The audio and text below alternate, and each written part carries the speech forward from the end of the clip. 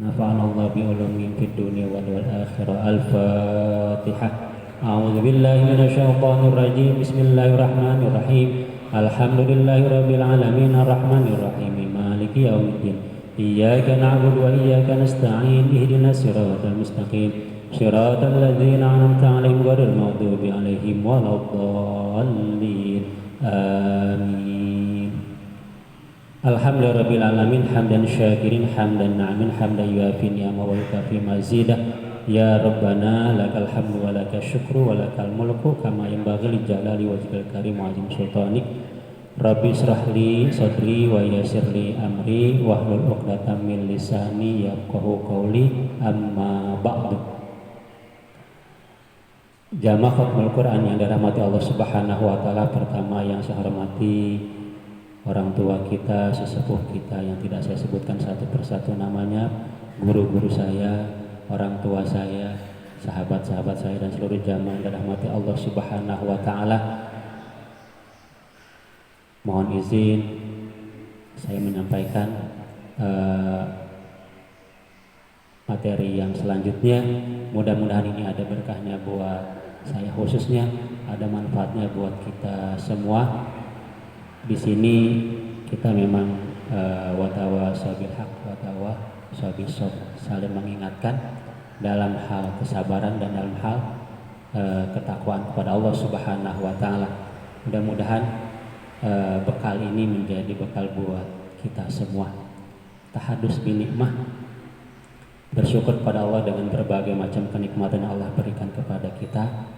Kami wasilahnya adalah dulu mengenal tulisan yang seperti ini dari guru kita Bapak Ki Haji Ahmad Ridwan, Bapak Ki Haji Muhalim Hasan.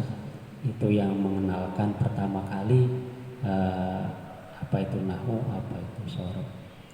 Yang pertama kali buat saya khusus nih ya secara pribadi. Lalu direkomendasi oleh beliau untuk melanjutkan, khususnya Bapak Ki Haji Ahmad Ridwan direkomendasi untuk melanjutkan ke guru beliau Bapak Kiai Istighfari Abdurrahman di Darut Tafsir Bogor. Anak-anak madrasah alhamdulillah bisa mimpin tahlil. Dulu madrasah masih madrasah Sanawiyah Taufikur Rahman. Bapak Amsari itu satu kelas dengan saya yang mimpin tahlil. Itu satu kelas di Sanawiyah ya, di Sanawiyah. Alhamdulillah jadi jebolan madrasah, orang rumah madrasah bilang, madrasah bisa ya, madrasah. Pak Ustadz Samsuri juga satu kelas dengan saya. Masih banyak. Pak Dadang anaknya Abi Biraswad. Baik, kita lanjutkan pembacaan kitab Muhtasar Zikrul Qurtubi, Muhtasar Tadhkirah Al-Qurtubi, halaman 8. Terakhir kemarin kita ada 10 orang yang itu ya kalau salah, 10 orang baru 3.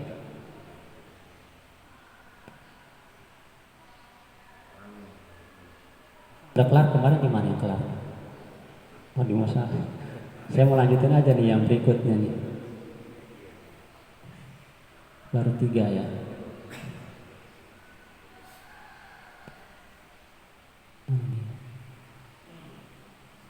Qala Nabi sallallahu alaihi wasallam asyratu min ummati yasqatullahu alaihim yaumal qiyamah wa ya'murullahu bihim milan nar wa wujubi zamin bila lahmin. Faqila ya Rasulullah man hum faqala saykhuz zani yang pertama, wa imamun dallun yang kedua, wa mudminul khamri yang ketiga. Saykhuz zani pezina, wa imamun dallun imam yang dol, imam yang sesat, wa mudminul khamri dan yang kecanduan khamr. Itu yang sudah. Yang berikutnya wa akin liwalidayhi. Yang keempat wa akin liwalidayhi, durhaka sama orang tua. Ini penempatannya dalam hadis lain dikatakan bahwa akbarul kabair al isyraku billah wa qatlun nafsi wa uququl walidain wa qauluz zur au qala au syahadati zur. Nanti ada samaan hadisnya. Ini termasuk kategori akbarul kabair, termasuk golongan dosa-dosa besar. Ada kitab namanya Al-Kabair, kitab yang berisi semuanya tentang dosa-dosa besar. Ada 40 macam dosa besar dalam kitab itu. Yang terakhir Al-Musawwir. Nah, ini yang jadi banyak diskusi. Al-Musawwir itu melukis, menggambar. Dalam kitab itu disebut dengan Al-Kabair, masuk bagian dari dosa besar, ya. Iya, jadi ngelukis, gambar.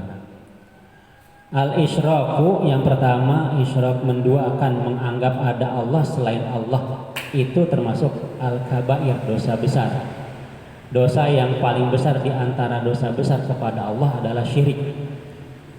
Dosa yang paling besar di antara dosa besar kepada manusia adalah uququl walidain, durhaka sama orang tua.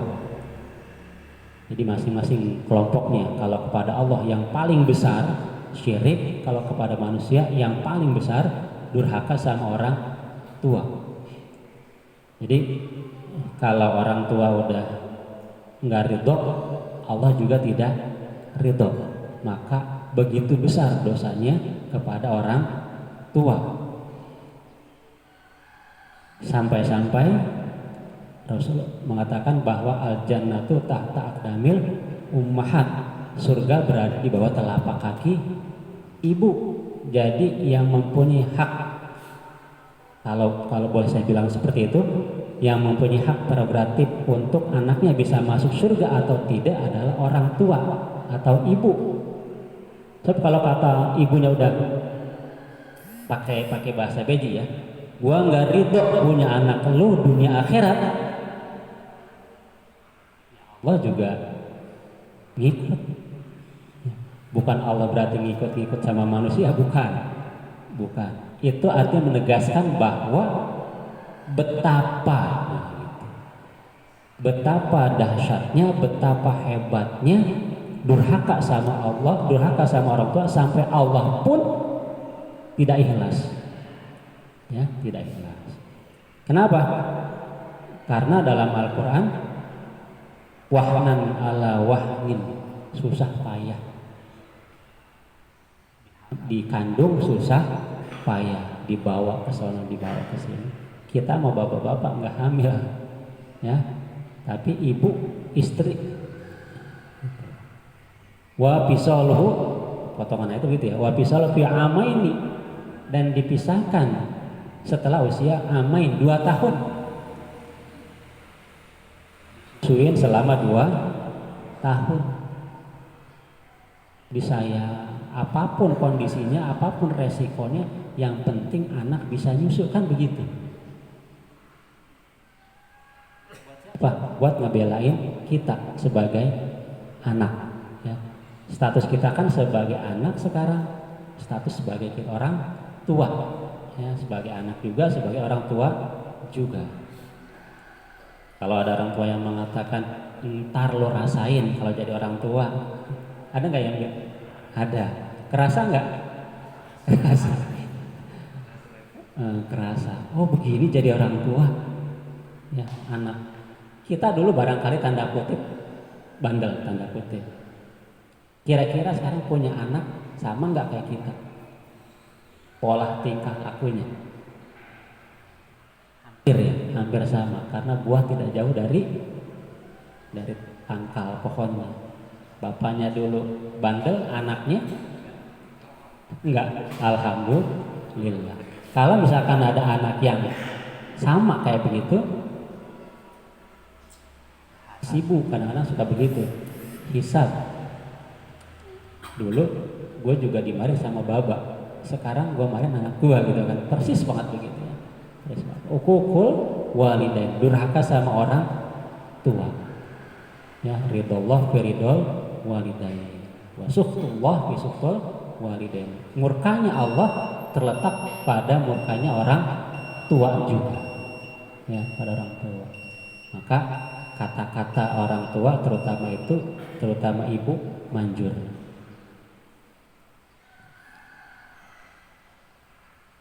Wal masibit namimah, gosip.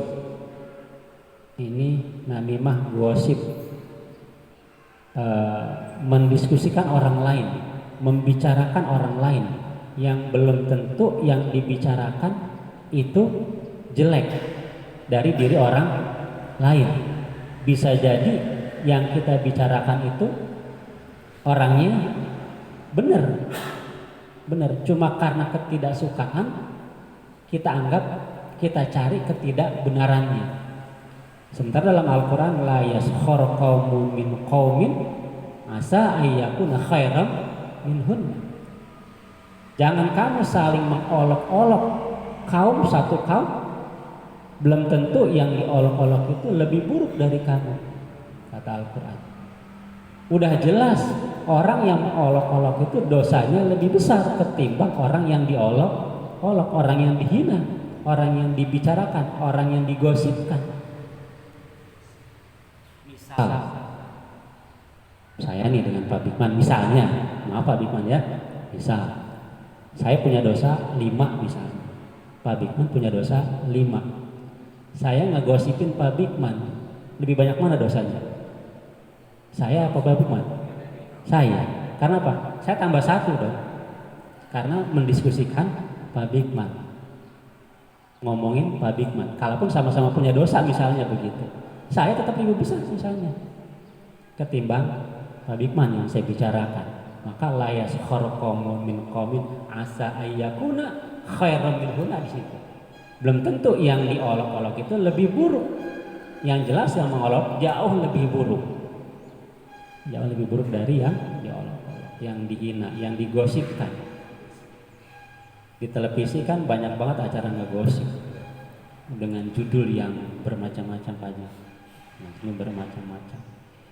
Ada silet, ada berita. Wah, selebritis tuh pasti udah banyak kan, banyak berita-berita seperti itu. Ya, wallahu alam. Mudah-mudahan kita terlindung karena ini termasuk daripada orang yang akan digiring ke neraka, tukang gosip. Ya, tukang gosip membicarakan orang lain. Yang keempat, kelima, keenam, wasyahiduz zur, atau di sini katakan wa qauluz zur, ada juga dikatakan au qala syahadatuz zur, saksi palsu, sumpah palsu. Ini yang kadangkala kita menyaksikan sendiri ketika ada seseorang yang disumpah dengan mengucapkan nama Allah. Demi Allah, saya berjanji. Banyak kita lihat ya, demi Allah dengan Al-Quran di kepalanya. Ketika sudah bersumpah dengan mengucapkan kata-kata demi Allah, saya berjanji akan melaksanakan tugas saya dengan sebaik-baiknya, dan saya berjanji tidak akan menerima apapun dari konsekuensi pekerjaan saya. Kan ada kalimat seperti itu. Lalu pada kenyataannya banyak menerima konsekuensi dari pekerjaan itu. Berarti ini sudah kategori syahiduz zur. Orang yang menyalahi sumpahnya, janjinya sendiri. Ancamannya seperti itu. Ketika sebuah organisasi mengucapkan janji, mengatakan demi Allah, kadang-kadang saya suka ngeri juga. Misalnya pramuka,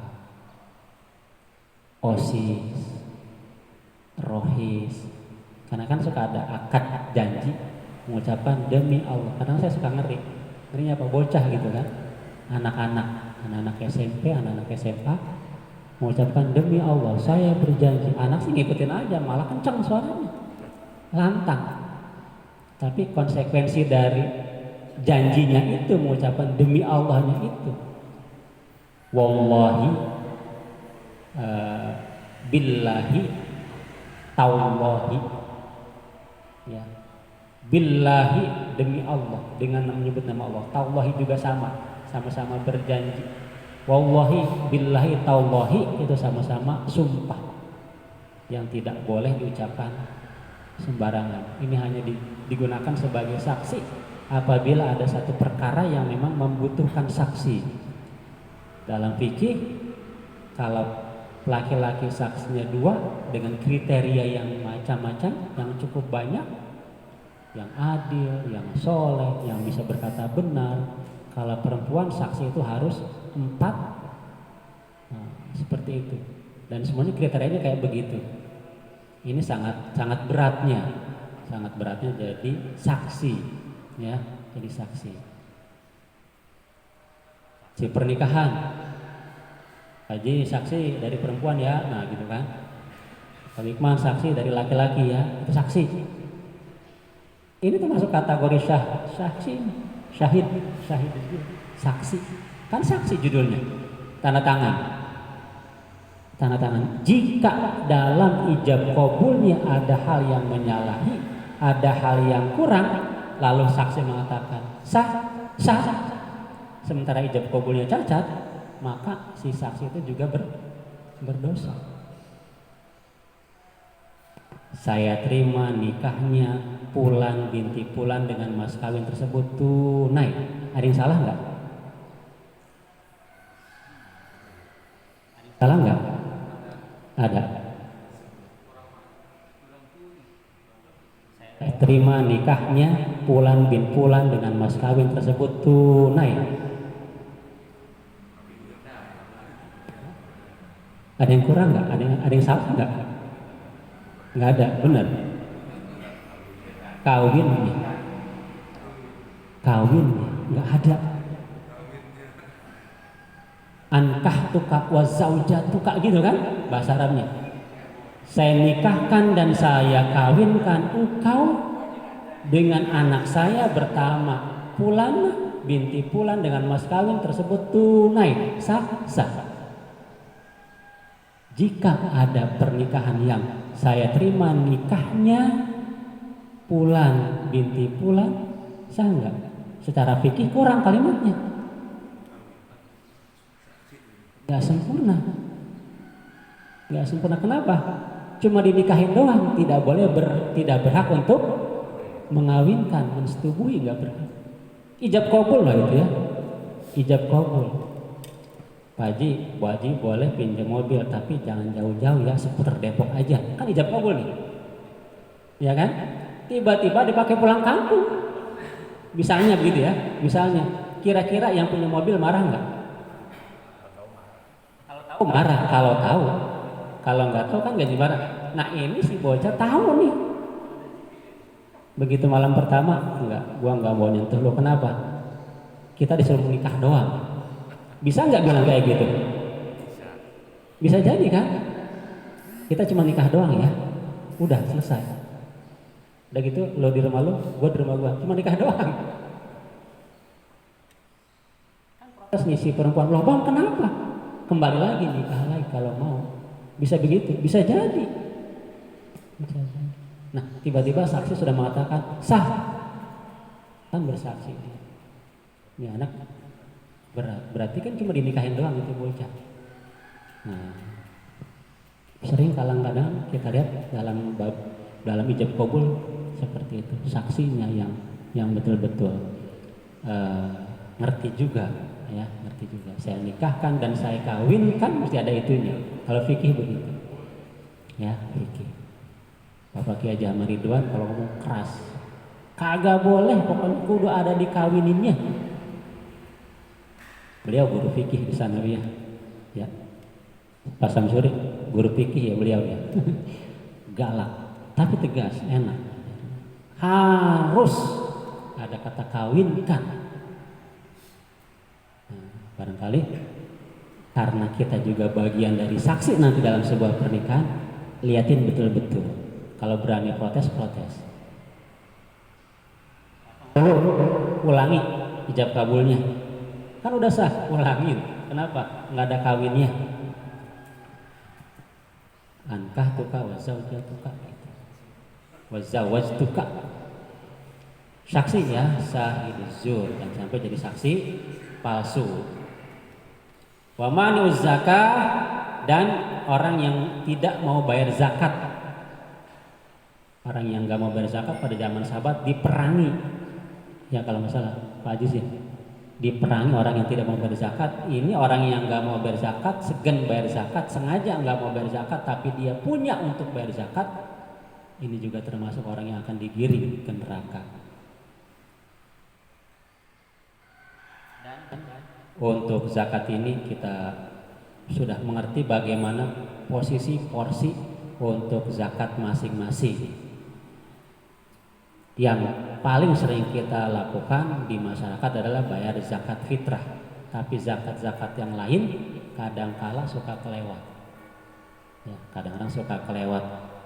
Ada zakat hewan ternak, ada zakat emas, ada zakat harta kekayaan.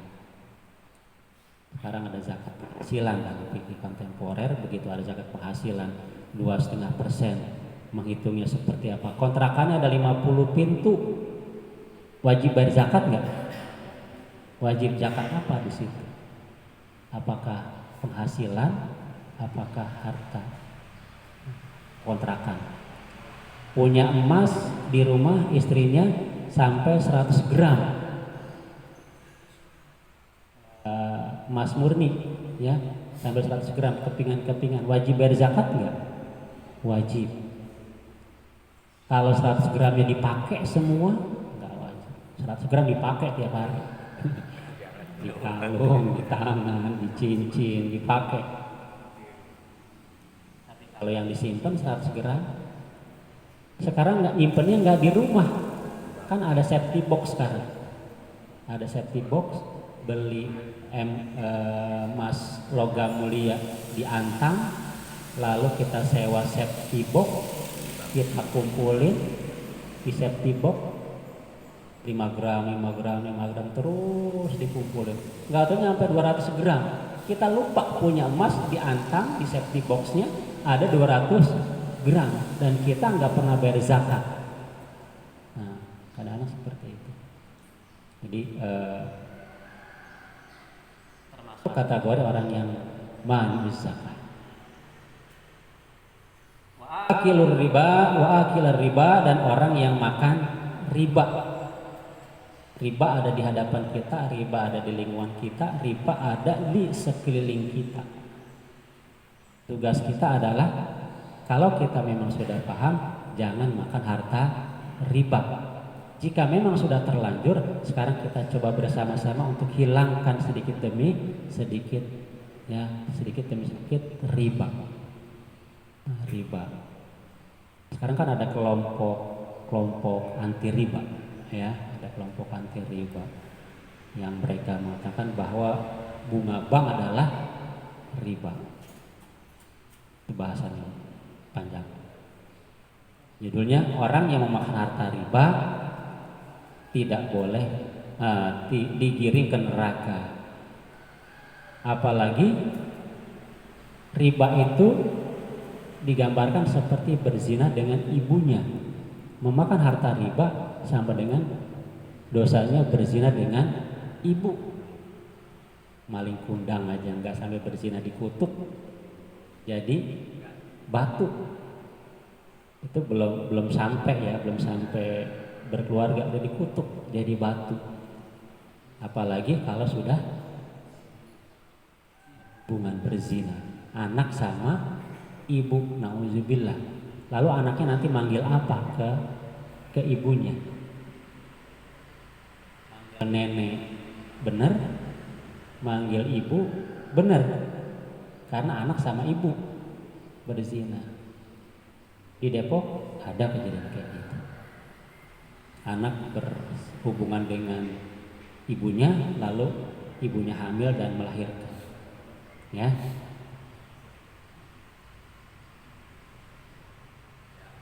Zolimun, dan orang yang berbuat zolim. Ini yang kesembilan, orang yang berbuat zalim, baik zalim kepada diri sendiri, zalim kepada orang lain, zalim kepada alam semesta, zalim kepada makhluk, zalim kepada makhluk yang tidak kasat mata, itu juga zalim. Ya, zalim kepada diri sendiri, tidak memelihara diri sendiri, itu zalim. Mandi, tidak apa, masa bodoh dengan dirinya sendiri, itu juga zalim. Kalau zalim kepada orang lain banyak contohnya. Ya. Yang terakhir, watarikus sholah, dan orang yang meninggalkan sholat. Bab ini adalah bab tarikus sholah, tapi dalam hadis disebut nomor yang ke-10 supaya penasaran. Ya, supaya penasaran. Antara kasola yudhaifu lahu adabun yusaru yaumal qiyamah wa qad ghalabu yadahu ila unukihi wal malaikatu yadribuna wajahu wa duburahu wa jambuhu wa taqul lahu jannatu lasta minni wa ala ana minka wa taqul lahu nar ana minka. Di situ. Kalaupun ini nomor ke-10, dosanya lebih besar. Yudha'afu laul adabu, yudha'afu dilipat gandakan dosanya, dibesarkan dosanya daripada dosa-dosa yang lain. Dari yang 9 itu yang dikerjakan tadi, tariku sholat itu dosanya yudha'af, dilipat-lipat berkali-kali dari dosa yang tadi. Anggap yang 9 itu dosanya masing-masing 1 misalnya, berarti tariku sholat dosanya 10 gabung dengan yang 9 tadi, yudha'af, berlipat ganda. Seperti apa? Waqad ghalat yadahu ila unuqihi, tangannya terikat di lehernya, di punuknya, di belenggu, kira-kira begini. Wal malaikatu yadribuna wajahu, dan malaikat memukul wajahnya, min duburihi, dari bawahnya, dari arah bawah, min jambi, dari samping, dari bawah, dari samping. Oh, dari bawah apa namanya, Farun? Kan bukan mukul kalau di bawah. Iya, lalu dari samping dipukul sambil tangannya diikat di lehernya. Orang begini dipukulin bisa ngapain? Ya, bisa ngapain? Itu malaikat. Dan wataqulu lahu, dan berkata kepada dia surga, lasta minni, engkau bukan hak. Surga ngomong, lu bukan bagian gua. Ya, kata surga nih. Tapi kebalikannya, wataqulu nar ana minka, neraka berkata, engkau bagian saya, engkau golongan saya. Sambil dipukulin, waduh, udah berasa. Itu yudha'afu seperti itu. Tariku sholah muta'amidan, yang meninggalkan sholat dengan sengaja. Lain halnya kalau ketiduran, itu kan sudah termasuk orang yang dimaafkan. 3 orang yang dimaafkan apabila meninggalkan satu kewajiban. Orang yang anak kecil sampai ia balik terus, orang gila sampai ia sadar, orang yang tidur sampai ia bangun. Itu boleh, bukan berarti boleh, tidak dihukum dalam kisos, ya, tidak hukum dalam kisos. Nah, itu 10 poin yang dalam hadis dikatakan orang yang akan digiring ke neraka dengan wajah muka tanpa daging, hanya tinggal tulang saja. Ada 10 hal. Semoga Allah melindungi kita dari hal-hal yang demikian. Semoga Allah kuatkan iman kita. Semoga Allah kasih ridho kepada kita. Semoga orang tua kita diberikan kesehatan oleh Allah. Ibu kita yang diberikan kesehatan oleh Allah, yang sudah meninggal, Allah ampuni dosa-dosanya, Allah terima Islamnya. Guru-guru kita yang mengajarkan kita, Allah berikan taufik, hidayah, dan ampunan oleh Allah di alam kuburnya. Al-Fatihah. A'udzubillahi minasyaitonirrajim. Bismillahirrahmanirrahim. Alhamdulillahirabbil alamin arrahmanirrahim maliki yaumiddin. Iyyaka na'budu wa iyyaka nasta'in. Ihdinas siratal mustaqim. Shiratal ladzina an'amta 'alaihim ghairil maghdubi 'alaihim waladdallin. Amin. Mohon maaf apabila ada hal-hal yang kurang berkenan. Saya tutup. Wallahul muwaffiq ila aqwamit thoriq. Assalamualaikum warahmatullahi wabarakatuh. Alhamdulillah ini kan tadi tausiah disampaikan oleh Ustaz Jadi Iswari. Mudah-mudahan ilmu yang tadi disampaikan mendapatkan berkah bagi kita semuanya dan semakin meningkatkan keimanan dan ketakwaan kita kepada Allah Subhanahu wa taala. Baik, untuk selanjutnya untuk doa yang dipimpin oleh Bapak Haji Masdar. Bertanya, silakan. Assalamualaikum warahmatullahi wabarakatuh.